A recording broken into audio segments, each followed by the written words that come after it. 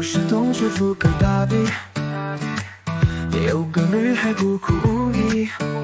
唯一的奶奶也离世而去，小女孩举目无亲，笑着都是亲切居民，不是给女孩写周记，女孩坚强的像自是细细里，看得让人更加疼惜。有位枪械店老板很好心，请女孩买火柴做零用金，让她不觉得是施舍，有尊严的努力活着。卖火柴的小女孩兜兜转转在地街上卖，即使街道已被大雪覆盖，依然努力叫卖。卖我的火柴，卖火柴的小女孩又冷又饿又想奶奶，只好先回到枪械店前台，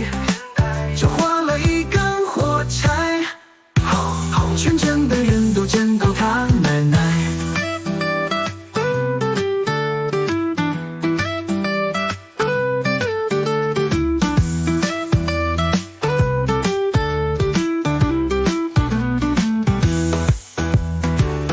有时冬雪覆盖大地，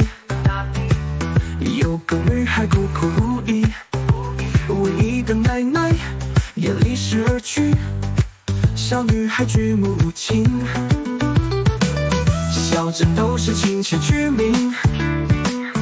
不是给女孩写周记，女孩坚强的像自是细细里，看得让人更加疼惜。有位枪械店老板很好心，请女孩买火柴赚零用金，让她不觉得是施舍，有尊严的努力活着。